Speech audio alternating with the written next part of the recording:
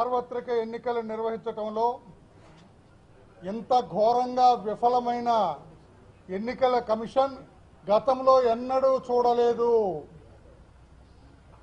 ఎంత నిర్లిప్తతగా వ్యవహరించిన ఎన్నికల కమిషన్ గతంలో మనం ఎన్నడూ చూడలేదు.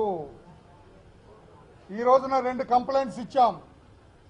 2 కంప్లైంట్స్ కూడా సీరియస్ కంప్లైంట్స్.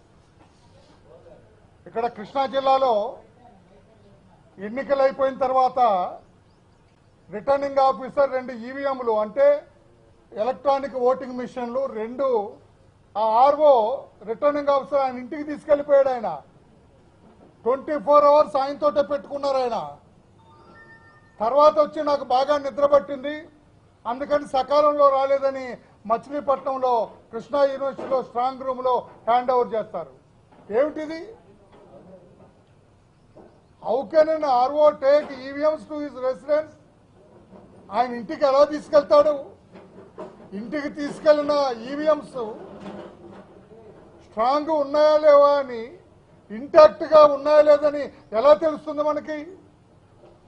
24 గంటలు ఇంట్లో పెట్టుకున్న ఈవీఎంస్ 24 గంటలు అతను ఏం చేశాడో ఎలా తెలుస్తుంది? చెక్కు చెదరకుండా ఉన్నాయా లేదని ఎలా తెలుస్తుంది? Who certified it? అక్కడ రిసీవ్ చేసుకున్న సర్టిఫై చేశారా? 2 ఈవీఎంలు సకాలంలో స్ట్రాంగ్ రూమ్కి రాకపోతే ఏం చేయాలండి జిల్లా యంత్రాంగం? ఎన్నికల కమిషన్ ఏం చేయాలి? మొత్తం జిల్లా అంతా దుర్బినేసి వెతకొద్దా వాటి కోసం? అందుకే ఇంత నిర్లిప్తంగా వ్యవహరించిన ఎన్నికల కమిషన్ ని మనం గతంలో ఎన్నడూ చూడలేదు.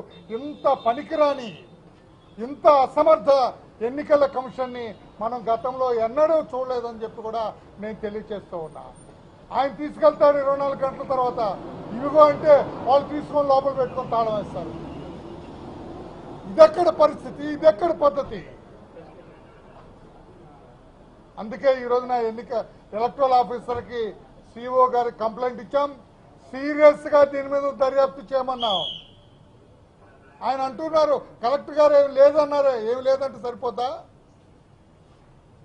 మొత్తం బయటకు వచ్చింది, గుట్టంతా బయటకు వచ్చింది. పత్రికలన్నీ బ్రహ్మాండంగా రాస్తూ ఉన్నాయి.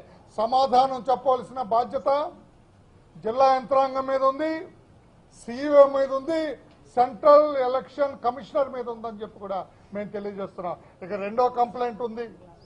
127 కోడూరు అసెంబ్లీ కాన్స్టిట్యున్సీలో ఒక బూత్ లో 703 ఓట్లు ఉన్నాయి. ఒక బూత్ లో అందులో 337 పురుషులు, 366 స్త్రీలు, మహిళలు. ఆ బూత్ లోని 703లో 337 పురుషులు, 366 మహిళలు ఉన్నారు. మొత్తం 703. కానీ ఆ పురుషుల బూత్ లో 337కి 370 ఓట్లు పోలైనాయి. అంటే పురుషులు అప్పటికప్పుడు ఎలా వచ్చారు?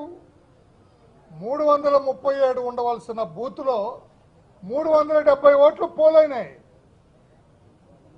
ఏంటి అన్యాయం? ఏమిటి ఈ అక్రమం? ఏమిటి? ఇదేనా ఎన్నికల కమిషన్ వ్యవహరించవలసిన తీరు? అంటే రిగ్గింగ్ చేసినట్లే కదా లెక్క. లెక్కకు మించి ఓట్లు గుద్దుకున్నట్టే కదా లెక్క.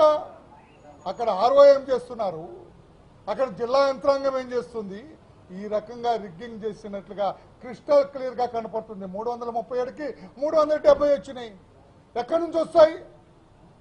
ఇప్పుడు ఆయన కూడా నోరేళ్ళు పెట్టాడు. ఆయన కూడా కంప్లైంట్ తీసుకున్న సిఇఓ గారు ద్వివేది గారు కూడా ఎట్లా జరిగిందయ్యా అని వాళ్ళు ఇచ్చిన లిస్టే మేము ఎంక్లోజ్ చేసి ఇచ్చాం.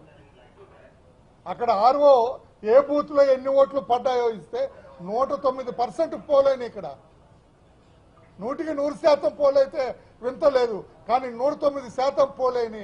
దీని మీద కూడా ఎంక్వైరీ చేయమని కోరటం జరిగింది. ఘోరంగా విఫలమైంది. ఇంత తప్పుడు పనికి మాలిన అసమర్థ చెత్త ఎలక్షన్ కమిషన్ మనం ఎప్పుడు చూడలేదు. పనికి మాలిన చెత్త ఎలక్షన్ కమిషన్ ఇది.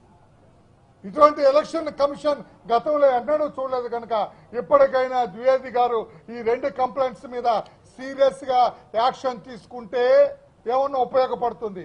సీరియస్గా యాక్షన్ తీసుకోకపోతే ఇవి కూడా మేము అంతకుముందు ఇచ్చిన కంప్లైంట్స్ బుట్టలో పడేస్తే అంతకంటే ఘోరం లేదని చెప్పి కూడా తెలియజేస్తూ ఈ 2 కంప్లైంట్స్ మీద సీరియస్గా యాక్షన్ తీసుకోమని మేము కోరటం జరిగింది. Thank you very much.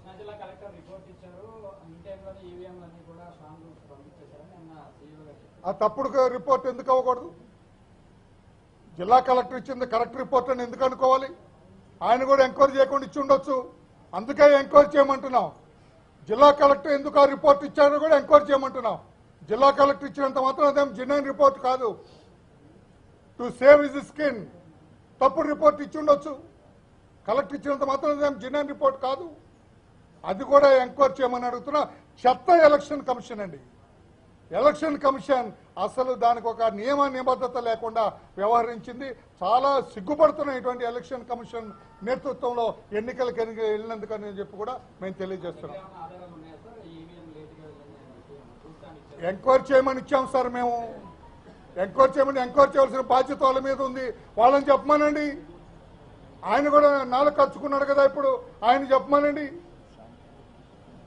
మా కలెక్టర్ సాయంత్రానికి రాలేదన్న సంగతి అందరికీ తెలిసింది కదా. 24 గంటలు ఒక ఈవీఎం చేరకపోతే ఏం చేయాలండి? జిల్లా అట్టుడికి పోవాలా?